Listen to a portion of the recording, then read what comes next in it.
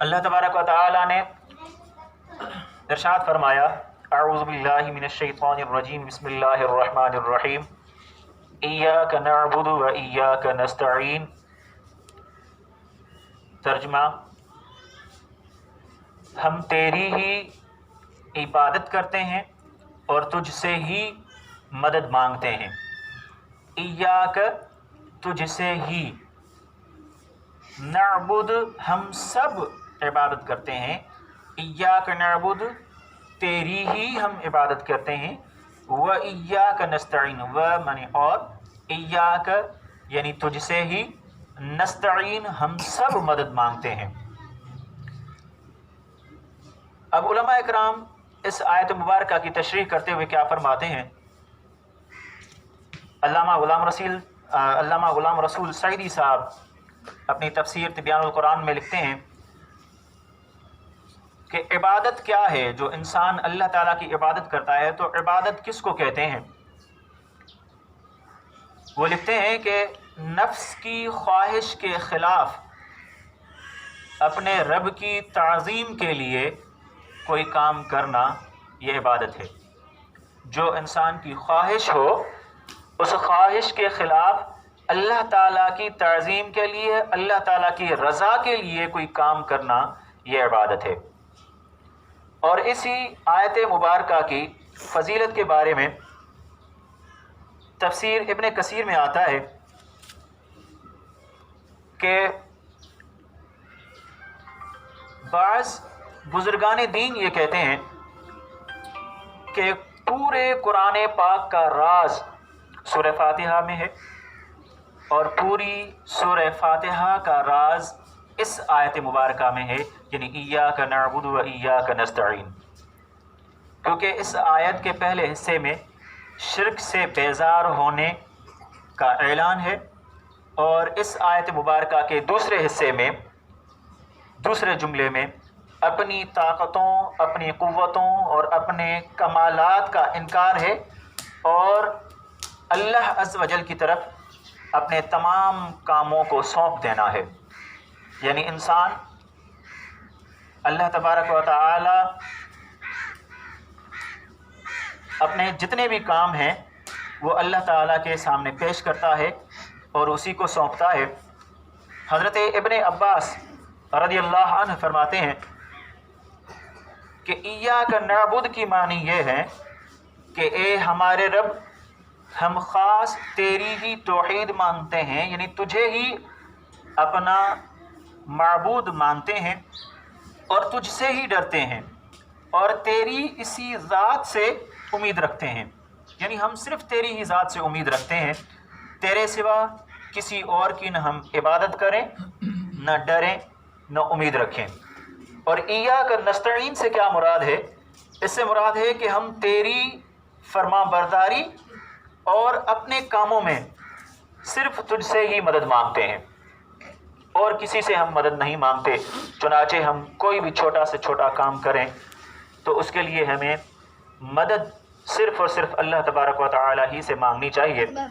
इसी आयत मुबारका की तशरीह करते हुए अल्लामा गुलाम रसूल सईदी रहमतुल्लाह अलैह ने बहुत ही तफसील से तज़किरा किया है कि अक्सर हमारी जो अवाम है उनमें पढ़े लिखे नहीं हैं, तो वो जो दुआएं मांगते हैं तो किसी ज़रिए और वसीले से मांगा करते हैं।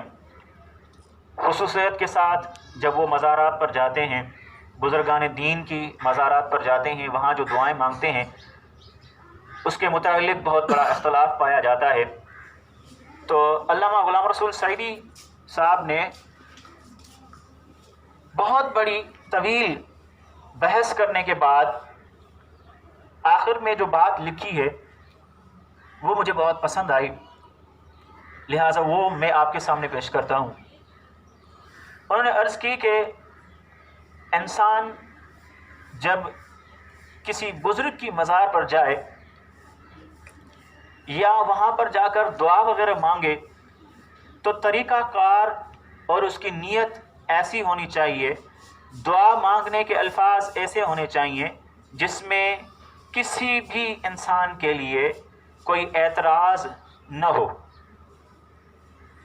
یعنی جب انسان زیارت کے لیے جائے تو اس کی نیت زیارت کی ہو، کیونکہ زیارت قبور آقا صلی اللہ علیہ وآلہ وسلم کی سنت ہے، اور وہاں پر جا کر ایصال ثواب کرے اور دعائے مغفرت مانگے، اپنے لیے مانگے، اپنے والدین کے لیے مانگے، اپنے عزیز و اقارب کے لیے مانگے، تمام مومنین و مومنات، مسلمین و مسلمات کے لیے مانگے، اور پھر اس کے بعد اللہ تبارک و تعالی سے اپنے جو مشکلات ہیں، اپنی حاجات ہیں، ان کے لیے دعا کرے کہ اللہ تبارک و تعالی اس کی حاجات کو پورا فرمائے، اس کی ضرورتوں کو پورا فرمائے.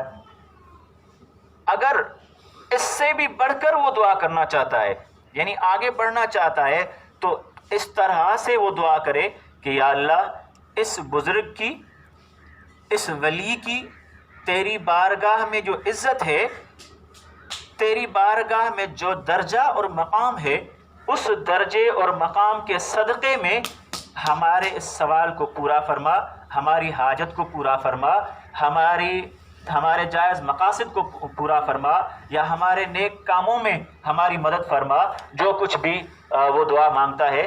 تو اس طرح کے الفاظ ہونے چاہیے.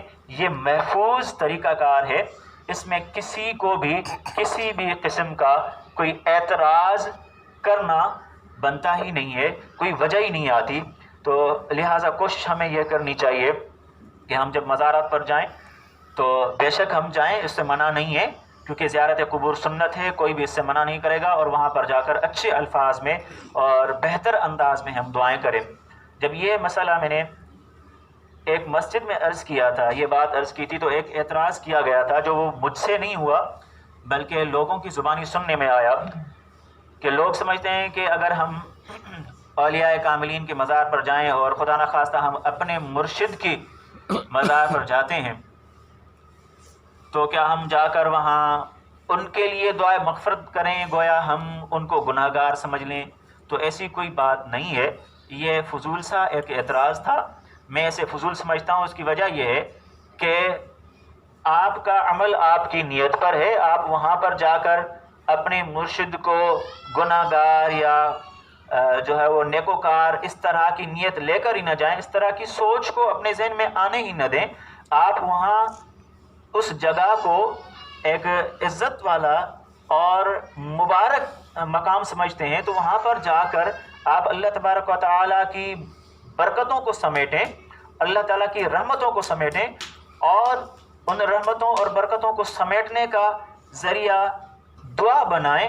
اور اس دعا میں آپ اپنے لیے تو کم از کم بخشش مانگ ہی سکتے ہیں نا، اپنے لیے تو مغفرت مانگ ہی سکتے ہیں، تو اپنے لیے مانگیں، اپنے والدین کے لیے مانگیں، اپنے اساتذہ اور جمیع مسلمین و مسلمات کے لیے مانگیں.